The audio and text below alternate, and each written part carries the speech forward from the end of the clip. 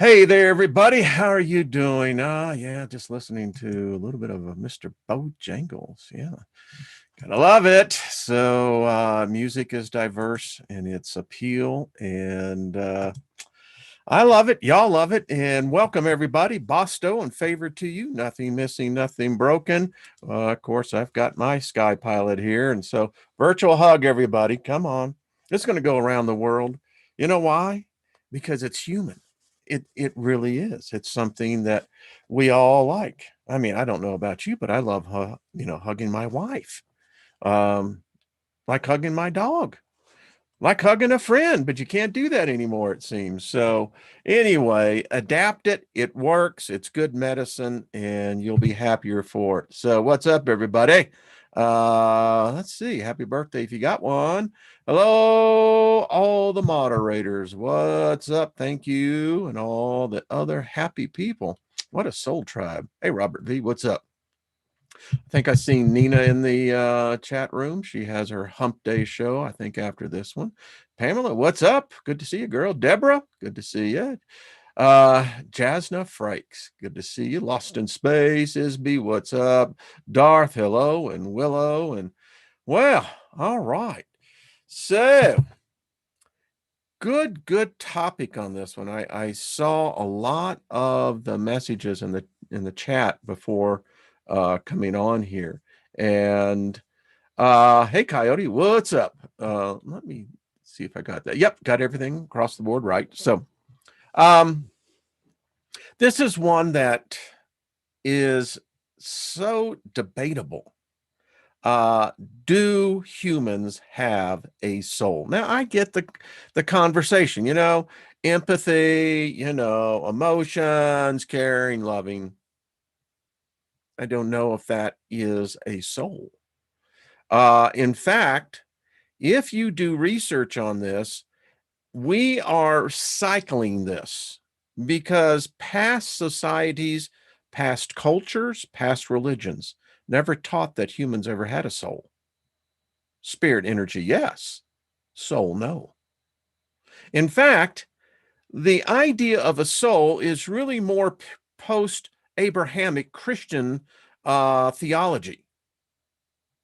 And with the Abrahamic spread of those religions and the, absolute, the monotheistic, matriarchal, patriarchal, etc. Because, we're going to get into this because they're the only ones that taught this.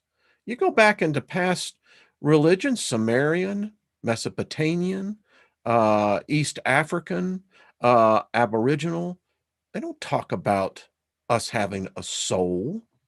A soul, as Aristotle debated, is debatable. What is a soul? How do you define it? We've struggled with this for thousands, maybe tens of thousands of years. It's some of the best mind coitus you can find because it's a never-ending chasm of doors, hallways, it's crazy. And so let's get right into this because I love this subject. It's one that fascinates me. It's one I meditate on a lot. So we're really going to get into some thoughts. So we kind of ended. Now, this all has to do with thought forms. We are thought forms. In the purest sense of the word, we are a thought form. Complex, intricate, beyond our comprehension. In reality, we have no form and we have no limitations. So this becomes debatable. Then what is a soul then? Why would you need a soul? What purpose, what value does a soul bring? And why is it that modern man thinks still of what can only be, folks, don't get mad at me, I'm only the messenger here, a myth, a fable, a fiction, a make-believe? But it is as real to some people. They will argue, they will lay their life down and tell you, I have a soul. But soul, by its very definition of existence, is limiting. We're going to get into this.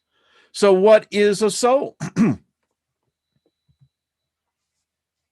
My question is it a thought form out of the nothingness? Because a spirit, really, think about it. What is the purpose of a soul? Definitions abound. Living is the being, the essence of living things. Yeah. And the soul is the cause of the principle of this. Yada, yada, yada. What is it to be a living being is to live. And the soul is the formal, efficient, and final cause of a living thing. I could debate that. Really? The final cause of a living thing? I would challenge, well, do you really have a soul? How do you know it? Who told you that you have a soul? Does a human come with a soul? I mean, seriously. So, and listen, I am taking a neutral position on this. I'm not saying yes, and I'm not saying no. I'm just putting this out in the amphitheater for our daily come together of exchanging gnosis. And when we do exchange gnosis, we have to be honest. We have to be sincere. Now, many people will be. They say, yes, yes. And then you ask them, well, how do you know you have a soul?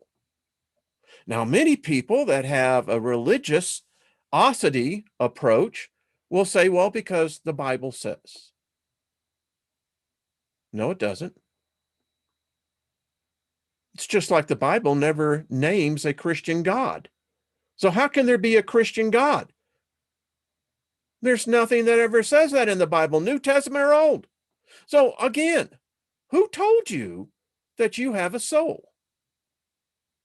And then it gets into this complex thing, because does a human being, when they are born with a soul? You're going to be surprised, because the answer by the evidence is no. So if a human can walk and have no soul, then wait a minute. What makes us think we've got the golden ticket? I got a soul. Maybe, maybe not. Let me ask you something. If you were of elite intellect,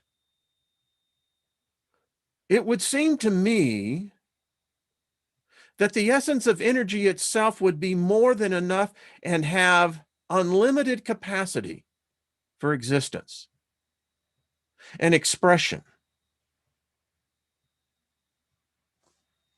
Is that the function of a soul? A spirit does not need emotions. In fact, true spiritualism of the highest kind have no emotions, no feelings. I've said this many times. Many of you will see when you get into the higher dimensions, there are no emotions, there are no feelings.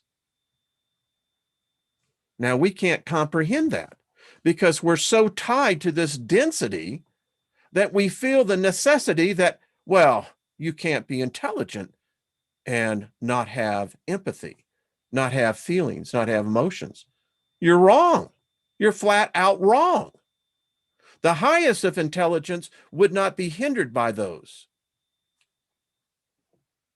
Oh, I got some people thinking now. All right, so let me ask you this. Does a spirit possess a soul? I mean, because listen, if you believe in demonic possession, well, then let's just be real honest with everybody here. So does a spirit physically, metaphysically, spiritually possess a soul? Is a soul a captive? Is a soul without sentient? And within that sentience, can it even have a choice? It seems like the soul is a powerful package. I mean, if you look at the definition depending on your perspective. And it gets back to that next point. Does a spirit even need a soul?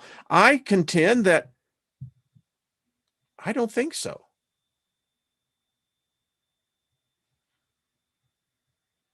It's very evident that apparently the answer is no, nada, niche, you know? And so, can a soul exist without a spirit? You know, this is deep alchemy, because when you begin to coalesce matter, convert energy into substance, the alchemy of the blending of the spirit and the body is, we can't even begin to comprehend that. And if this thing called a soul exists, is it part of the thought form of the spirit, or is it a result of the spirit's own thought form?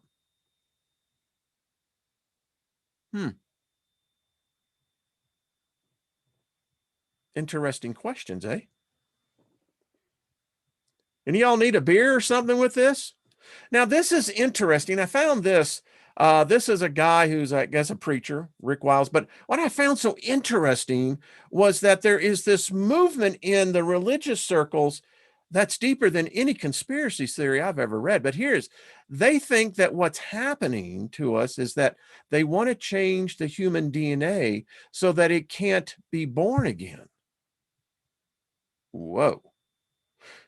He goes on to say they want to create a race of soulless creatures on this planet.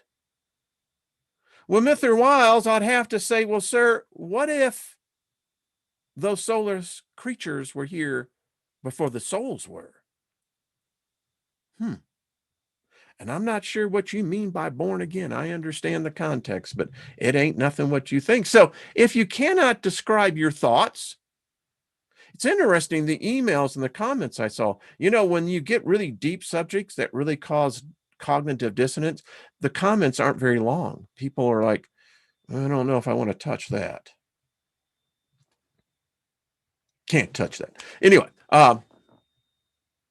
so if you can't describe your soul, then, I mean, your thoughts, and how can you describe your soul? What is your soul? What does it look like?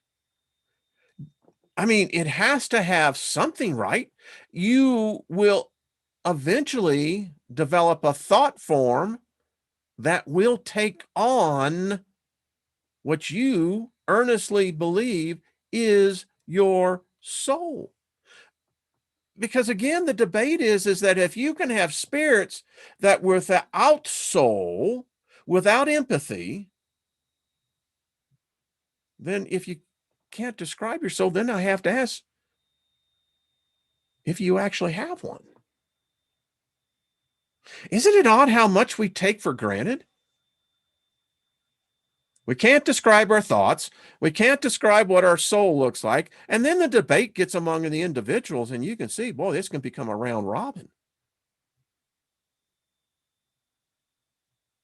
We're all very comfortable within our cone of silence. That is your core beliefs. Because you're not going to allow something to penetrate into your cone of silence that counters your core beliefs. You see, I said this yesterday with Trina and Kaz. Wasn't that fantastic? Just adore both of those. And we have such quality people here. We are both the living and the dead. In fact, we're more dead than we are the living. Now, the question becomes, do the dead have souls? We can pretty well assume that the dead have spirits, one would think. Unless you're a tulpa or golem, then you have neither soul nor spirit. You're already dead. You're the animated dead. Many people say that that's what we have today, is the walking animated dead. And in technicality, we all are the walking dead. You're dead. You're as dead as you're going to ever be. You're just right now in a momentary glitch of where you think you're alive. And then it gets real complicated because you really want to get personal with this living thing.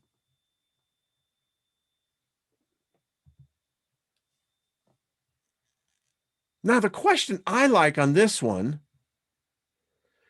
what if the soulless ones were here before the souls ever entered in?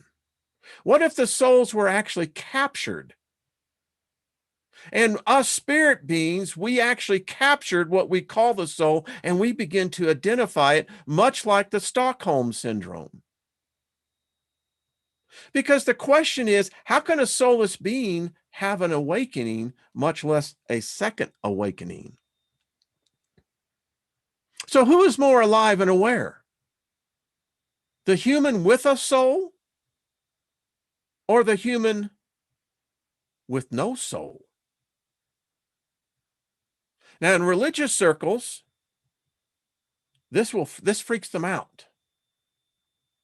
In fact, it freaks many of them out to think you could be married to a soulless human. You may have given birth to a soulless human. And then it gets real frightening because now we're in the dark room all by ourselves. And we thought that there was a chair there because at least a chair gives us some reference of spatial physicality, even in consciousness. But now the chair's not there, but it's the dark room. So do you have a soul, or is this the most frightening aspect of your reality to become aware you have no soul? And then, because of how the biasness of our species is, we have labeled that, well, if you even have a soul and you lost your soul, maybe you sold your soul, or maybe your soul was taken away. What in the hell is that? What I do know is that I am of a spiritual essence. I cannot testify that I have a soul. Now, I have conversations, as we all do, with ourselves. Is that who we're talking to? Our soul? And if we have a soul, how do we identify? Where did we pick this up at? At what point did we become integrated to such a thing as a soul? And now we have the struggle. Well, is the soul again sentient? Or is it a captive of the thought form that created it? Told you this was deep. Now, here's a question. Does God have a soul? Does the goddesses have the soul? Do the goddesses have souls? You know, when you really get down into this, when you begin to say, now, wait a minute, I may not want a soul. It seems that in a certain perspective of thought, a soul is the curse of mortality. If you have the curse of a soul, you are never, never, never, never going to escape. It seems that the soul or the souls are forever trapped in a third density reality because it is the epitome of the duality factor, a soul. So why would a god or a goddess want a soul? If you're a god, you are. There's no talking to someone else. There's no asking permission with yourself. You are. Absolute. No debate, no question. So is a soul a curse?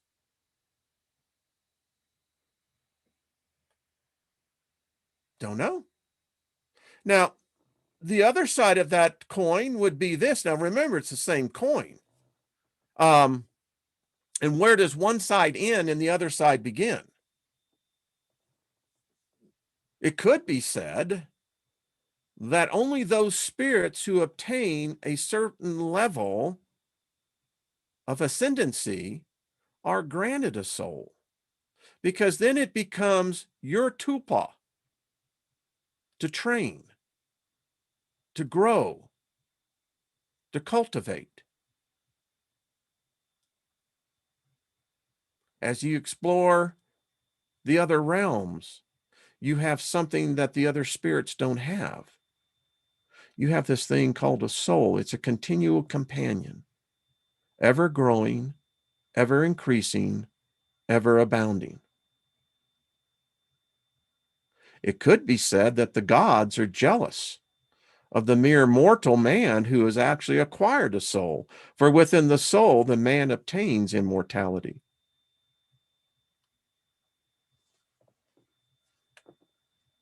Interesting. So here's a question, because in the when you do the final analysis, spirit is energy. That we know. Can be measured. We can see it depart the body. We can talk to him. But does energy have a soul? Because we still haven't really defined what the soul is. And it's not as simple as we think.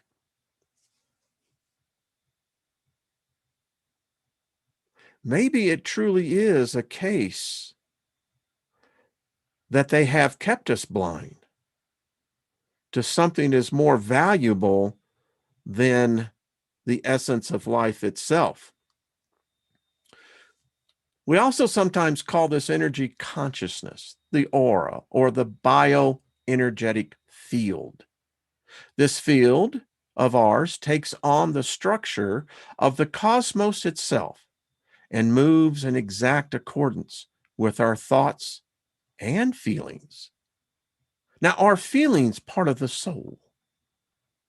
So we are essentially a cosmic or spiritual being that organizes itself in the material plane according to our thoughts and feelings. Another way to visualize it is to see that we have a higher dimensional structure, and then we have a lower dimensional form that moves within that structure depending on how well we can align the two components of mind and emotion. It is the harmony of our mental body and emotional body that anchors spirit into our being. So this is saying that this soul is like a triad. You can call it a trinity. It's unique. Thought creates reality.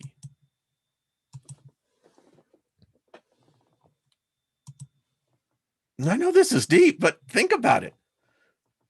It's I'm just reading some of the hey Lois, how you doing, dear? You see, I love this. Hey Jenny, what's up? Spirit woman, Colorado, good to see you. That's all right, Carol. Say hello. Hello, Big Al. Perry, good to see you as well. So well, we've just started. It's a frightening aspect because I don't know where your reality is. I don't know your space. You don't know mine. You have a little bit more insight to mine than I do yours, but that's only because of the structure, the format. But I have found it to be that a lot of people become very freaked out if they really think they don't have a soul. All religions would freak out. There would be no need for having you to come in and convert. Isn't it odd that they want to convert?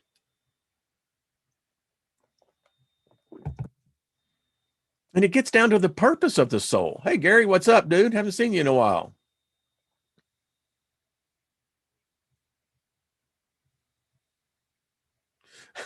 I'm just reading some of the comments. All right. So I have a Word document here I want to share with you because let's see. Yes, this is it.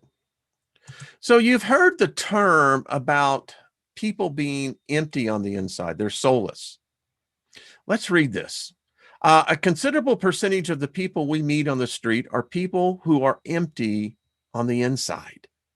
That is, they are actually already dead. It is fortunate for us that we do not see them for what they are and that we do not know it. If we knew the number of people who are actually already dead and what a number of these people, how they govern our lives, we would go mad with horror. Because here's the reality. Part of the Steiger perspective tomorrow, I contend that there is a possession being taking place in governments all over the world. Ours, virtually, you see it happening. And I contend that these are non-human beings that are possessing these bodies. They may have the essence of the personality, but something has changed. And it gets into this. Could it be that the soulless ones are now coming together? Guy Geraldo wrote that. There are some human beings who live who are like vampires. What they are and why they are the way they are, we don't know. They are not human. There is only a human form or appearance. Think about this. They are incarnations of beings from the world that is just next to our physical world. Beings that live on the plane which we call the vital world. It is a world of all the desires and impulses and passions, and of movements of violence and greed and cunning and every kind of ignorance. But all the dynamisms, too, are there. All the life energies and all the powers. The beings of this world have, by their nature, a strange grip over the material world and can exercise upon it a sinister influence. Some of them are formed out of the realms of the human beings that persist after death in a vital atmosphere near to the earth plane. His or her desires and hungers still float there and remain in form even after the dissolution of the body. Often they are moved to go on manifesting and satisfying themselves, and the birth of these creatures of the vital world is the consequence. But these are minor beings, and if they can be troublesome, it is yet not impossible to deal with them. Let me just say this, and fact check me on this. There are reports, true reports, of both women and men being raped at night.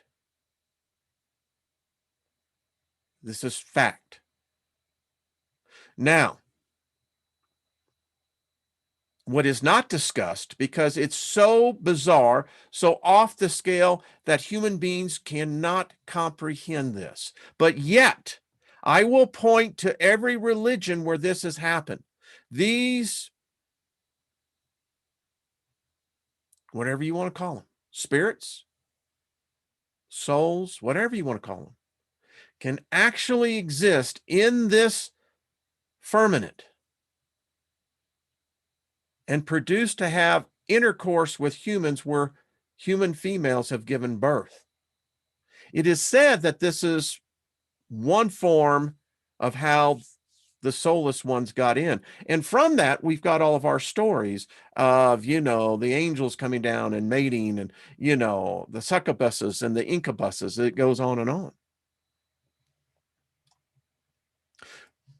This article goes on to say there are others far more dangerous who have never been in human form, never were they born into a human body upon the earth.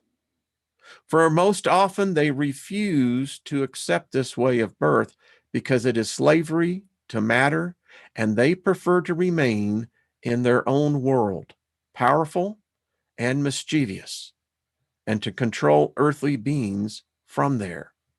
For if they do not want to be born on earth, they do not want to be in contact with physical nature, but without being bound by it.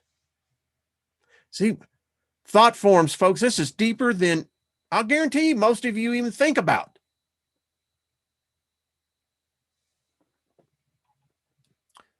These thought beings, this energy for it's frightening. I've seen them. I know of others who have as well. When I've taken, and I've told you this before, the first time I was on lysergic diazide acid, but that's all right. So first, they greeted me the first time I crossed over, and I didn't want to mess with them. I continue. Their method is to try first to cast their influence upon a human.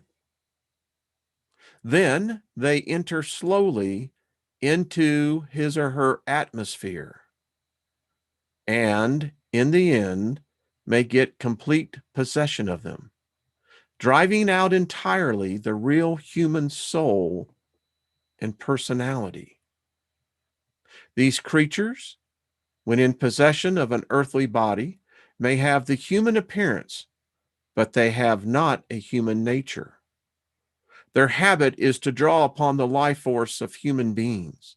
They attack and capture vital power wherever they can and feed upon it.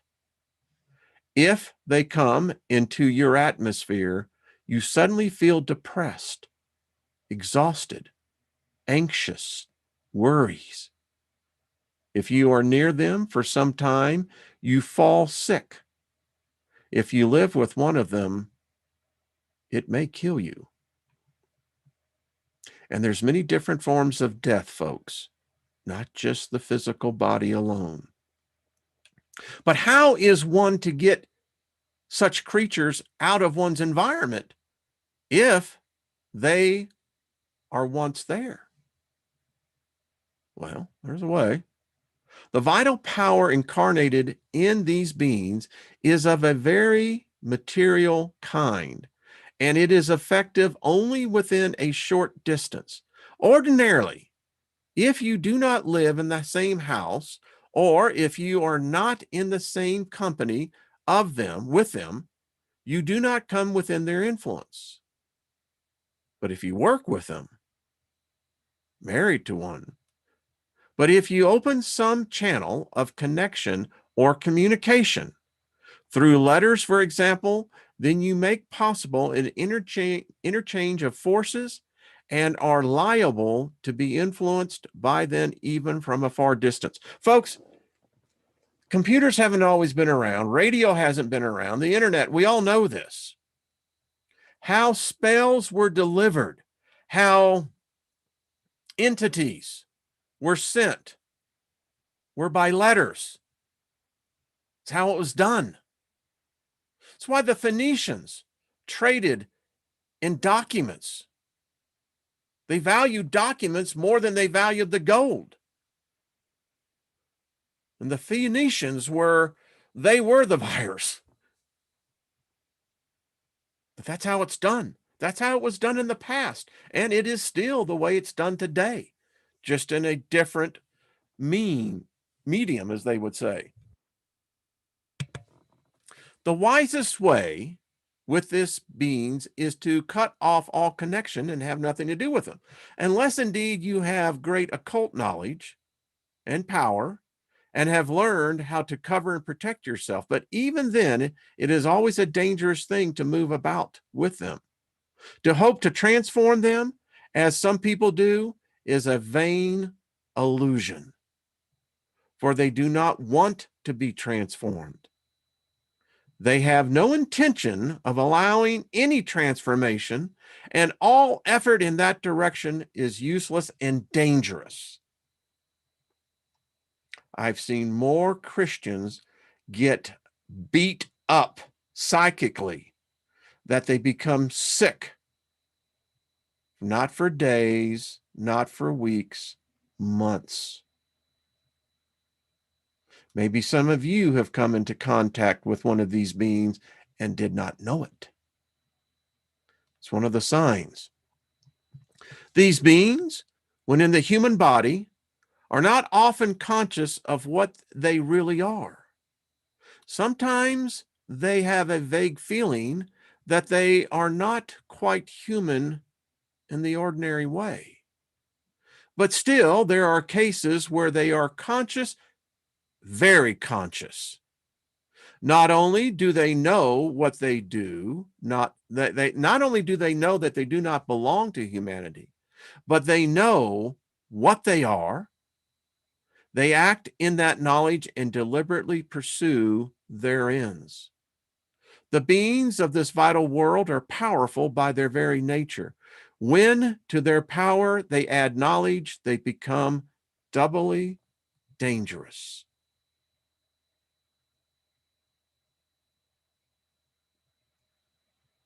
We are not alone. They walk among us. I did a video on this. Check it out. There is nothing to be done with these creatures. You should avoid having any dealings with them unless you have the power to crush and destroy them. If you are forced into contact with them, beware of the spell they can cast. These vital beings, when they manifest on the physical plane, have always a great hypnotic power. They seduce you, they beguile you. And when you see a person who's kissing ass to another human being, clue, for the center of their consciousness is the vital world and not in the material, and they are not veiled and dwarfed by the material consciousness as human beings are. This is from Dr. Rudolf Steiner. And actually, I won't really get into this part because we have to move on. We have other places to be. So,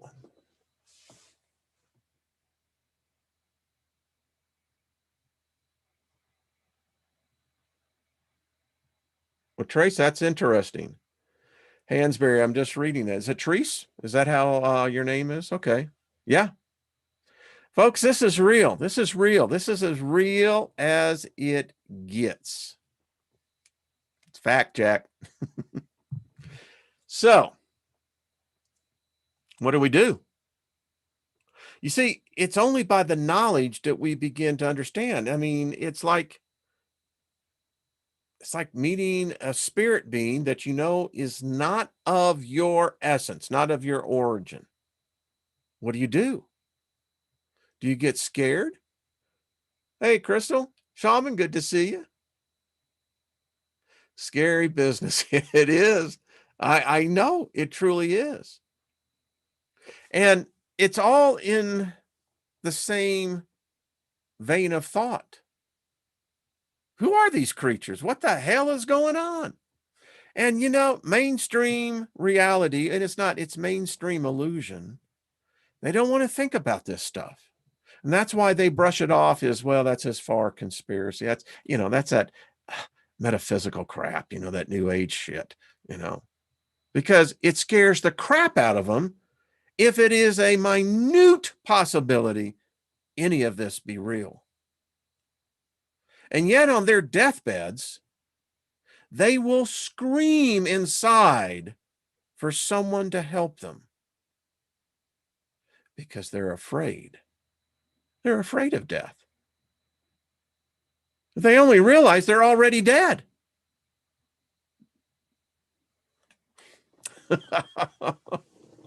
Hey, Stormy, what's up? It's the truth. I have a document, as you know, it's because we're here to kind of learn, Yeah, sure we are. So this document is kind of cool because this one, as we begin to start and branch out, as we begin to see those who have experience in this realm, and thus they write about it. Now, I'm not saying that what they write about is absolute. I'm not saying that it's not. It's obviously for them.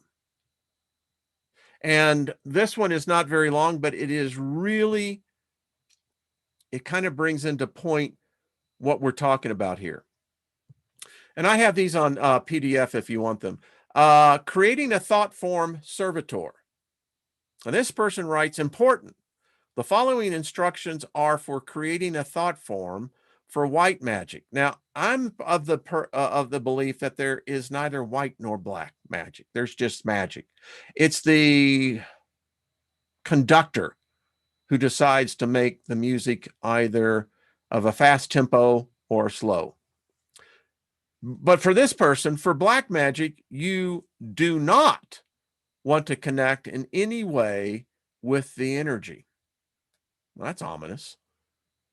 For obvious reasons, please read this article before proceeding.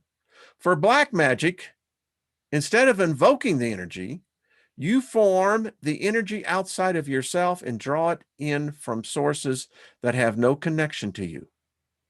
A lack of knowledge is why spells, so-called, backfire. I know more people that get themselves into trouble because they think they're ready to start casting spells, and they suddenly begin to realize is that because you never developed your own magic. Magic only works when it's your own magic. Others' magics normally will not work for you. Now, of course, you can have a great deal of faith and put that into a thought form, but yeah. Anyway, to add here from experience, a thought form does not always have to be destroyed. Witches for centuries have often kept a reliable magical assistant. So do wizards. Some have even spent lifetimes with the same assistant, multiple lifetimes sometimes. The magical assistants must be fed regularly. By fed, this means giving it energy and programming it. Destroying a faithful and reliable servant is foolish. You see, let me tell you something about many of you who have not reached goals and you find that they're difficult to reach. The problem is that you gave birth to it. You formed the servitor, you formed its mission, but you starved it to death. Yeah. And then you bitch and moan because, well, damn it, it didn't come to pass. I knew that was a bunch of crap to begin with. No. Remember, ignorance is a self-inflicted disease easily cured by knowledge. R. Wayne Steiger. Many of y'all, I can sense the energy with a couple of people. It's like the light bulb has gone on. Boom. Man, you've got the rhema of that. The gnosis is coming through. Yeah. A thought form is a small packet of condensed psychic energy. Like all energy, the thought form can be programmed to carry out specific tasks and or direct to travel to a targeted area. The success of the thought form is dependent upon the mind strength and the aura of its creator. A weak thought form will quickly dissipate, accomplishing nothing. And literally, folks, it's just like, you know, the end game. How many of you saw that with the Avengers? You know, when Thanos got all the stones and half of all creation just faded into nothing. Powerful thought forms, when neglected, can wreak havoc. Energy feeds on energy, and a thought form that is several weeks old will have accumulated all kinds of different influences, emotions, and other energy from its surroundings. Now, think about this, folks. If you're doing the dishes and you have a specific goal and you have created a thought form servitor, it's the time to feed it. Love it. You see it's in mission. You can get the smile on your face. And you get that kind of, yeah, that's feeding your thought form. This might appear to be amusing to some, but the muted thought form has often been known to reappear in the locale of its creator, only to wreak havoc due to outside energies it has accumulated. I want to tell you a true story. Knew a guy who really wanted this chick. Really did. Well, his desire for her was intense enough that he actually created this thought form, this servitor, and he molded it with her image. Well, the relationship didn't work out, and it turned out that that servitor wreaked havoc for him in every relationship until he realized what had happened. Some of you who have financial woes, look back. There's a reason, always a reason, always a solution. So this one, and I like how he writes this, and it's well known. To create a thought form, you sit comfortably, enter into a deep trance. Now, a lot of people get confused in a deep trance. What is a deep trance? It's like when you're in daydreaming and someone calls your name and you jump. Well, that's a deep trance. You have the ability to do it all the time. 3, keep your eyes closed during this one. When you are completely relaxed, you can no longer feel your body. You are ready to begin. Now, visualize a beam of light entering your body through the crown, the corona of your head, and filling your aura. The color of the light should correspond with the intended working of the thought form. Saturate your entire being with the color energy until you are vibrating with it. All right.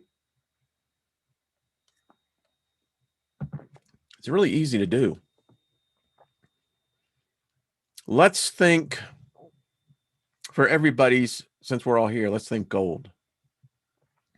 Now, close your eyes and just think for a minute. What would gold vibrate at? If you had to make a decision and describe what would gold, what frequency would that be? What would be the vibration? Now, here's an interesting thing, a phenomenon that can happen. Keep your eyes closed. Now, picture a gold bar in front of you. All right. Now, see yourself physically touching that gold bar. I mean, literally reach out and touch it. And the minute you touch it, you're going to be able to align yourself to that vibration and to that frequency. And every thought that now produces from this frequency that you are now in, right now you're in it, color it with the same vibration. And you can do it with any color. Okay. Given the nature of the working, choose a corresponding chakra according to color, where you will release the energy, keeping your eyes closed, visualizing this energy streaming from the chakra and forming a ball in front of you. For works involving the base chakra, normally black magic, you should visualize the energy leaving the base chakra and the energy ball packing between your legs. That's a full package. For working involving the crown, the corona, pack the energy straight up above your head. And the way you see that, I always see it as a opalescent, luminous light. It is important that the energy be released in a straight line. Keep packing the energy into the ball so it becomes more and more solidified. When the energy is sufficiently strong, you can begin to shape it into whatever form will serve your purpose. Visualize what it is you want this creature to do and infuse the creature with it. Keep it simple. Complex and detailed instructions don't work with thought forms. They're just a thought form. Using a very short phrase, 1 to 5 words, silently or loud, keeping your eyes closed, command the creature, then release it like a bullet shot into the void. The creature will feed on the emotions of whomever it is sent to. You can even program it to attach itself to another person's aura. For example, in the case of arousing love or lust, you can, well, take care of your own business and drive that energy into the creation at the time of programming. This is true. This is sex magic. If those of you who know sex magic, it's powerful. Why? Well, just because of this. In fact, it is in sex magic that some of the strongest tulpas and servitors are actually created. Here he writes on, you should use the energy from both your base and second chakras, in this case to incite lust, for working for affection. Use the heart chakra for working with sexual love. Use the heart and second chakras. The dominant energy color should be the base of your working. Say you want a lot of love, but some lust as well. This is where a person's head out. For me, I would change that to knowledge. I learned decades ago, you can get all the sex you want. Sex to me is, the most important thing I have found about existing in this realm is the ability to acquire knowledge, and knowledge should lead you to wisdom. And if you're going to make a servitor, make one for wisdom. Anyway, because you know what comes with wisdom? Wealth, prosperity, health. Anyway, goes on to say, green with an orange dust, certain colors can combine, but those that create an entirely new color. He goes on to talk about how you can destroy your thought form, summon it, visualize it coming to you and hovering in the air before you. Focus and visualize the energy dissipating like smoke into the air. Say something like, you are no more. You may have to do this several times. And he gets into the colors here, in which if any of you want, you can get into. There's not enough time because we're running out of time. But it's really good because he really gets into the colors. And this, in fact, we'll probably get into some of this even as we continue on the thought forms themselves, because once you get an understanding of colors, which many of you I think come naturally on that, it becomes pretty easy. So Nina, let's see.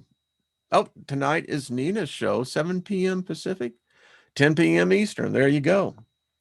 All right. So I don't know how many of you feel about this. This is knowledge. I mean, all of us, literally, all of us are wealthy beyond our capacity to even comprehend. Is this that when many people cross over to the other side, they're going to kick themselves in the ass because they're going to see all the shit they had that could have really done them good. Yeah, you had a full arsenal of, all these tools, but oh no, I can't talk about the occult because, oh, hell, that's devil worshiping, I try to write to someone and explain to them, listen, you know why there is no Lucifer, no devil, no Satan in the context of religion?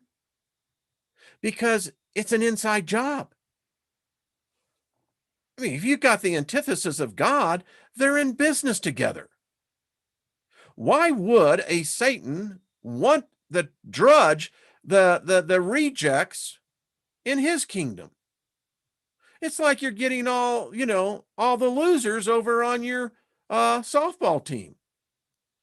These people can't hit, they can't run, and you wouldn't want that. Satan is a creature of pride, ego. He's not going to take what was rejected. You see how it begins to dissipate very quickly when you really get into it? Let's see. Hey, Robert V, using the tools, they are there to help gets the job done. Ain't that the truth? What about our guardians? Well, that's a good question, Bonnie. So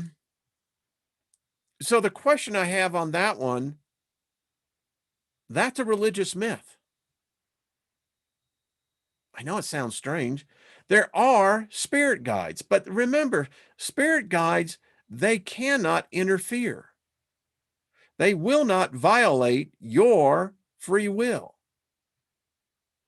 Now, if we have guardians, then it is of their choice, not yours.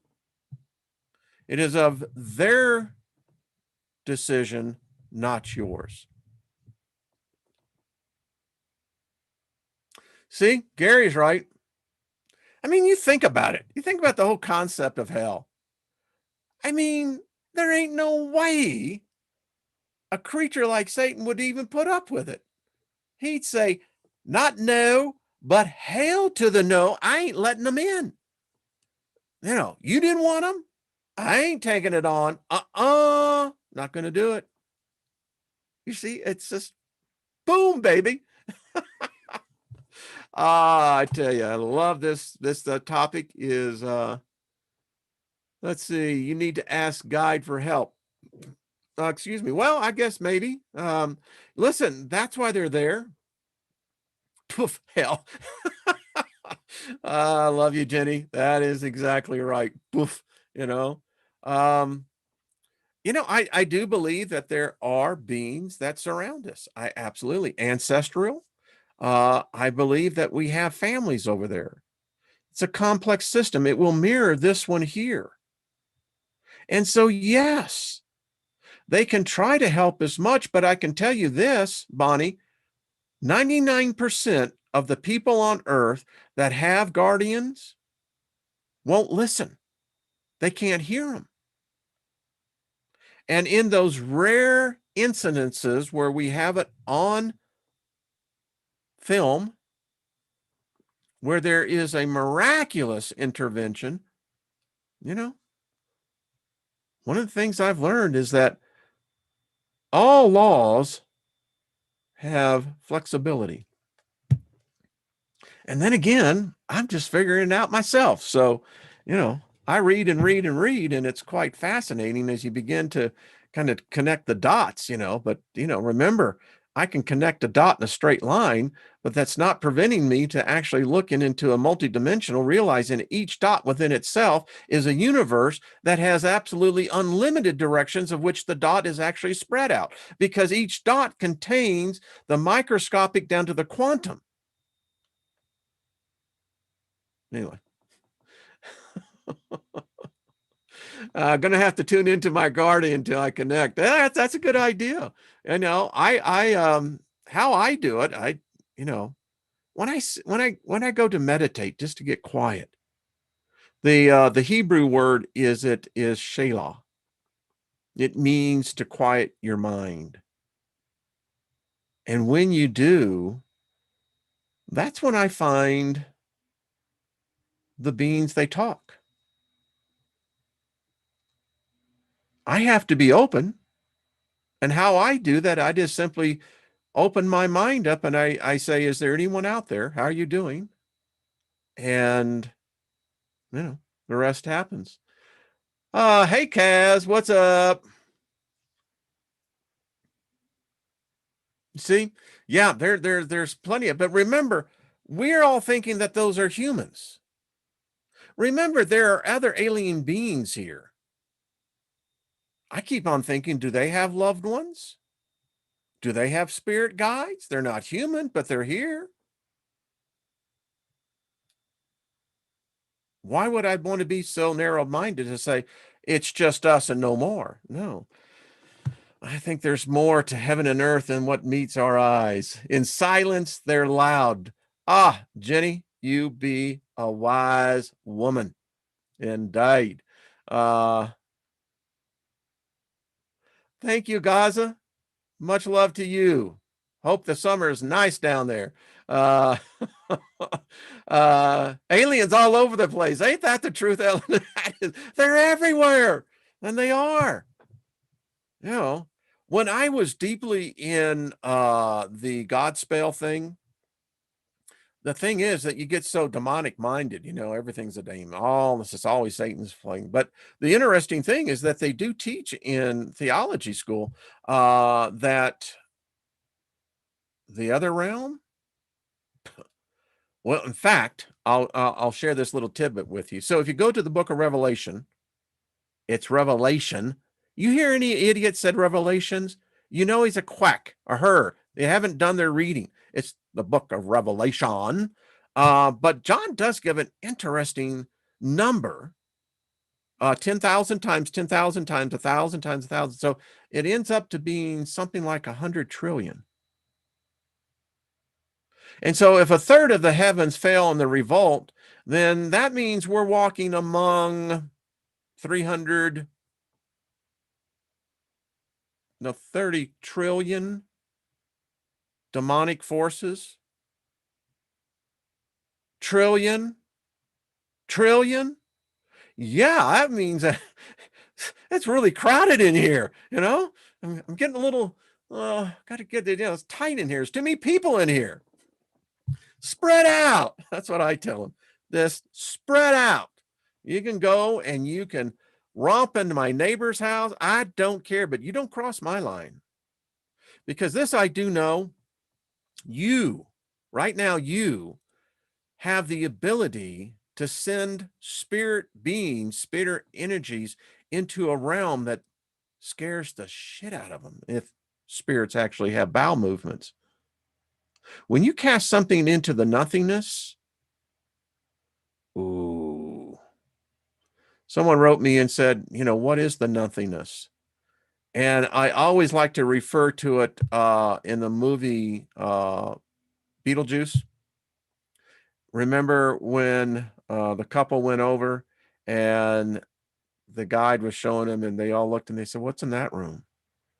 And the guide said, "Oh, you don't want to go there. That's the nothingness. That's a place of lost souls. Lost souls." Yikes. Okay. I am out of here. Paul Joe animals, yeah, they do. I mean, my wife and I, my wife will tell you, my dog and I, we talk telepathically all the time.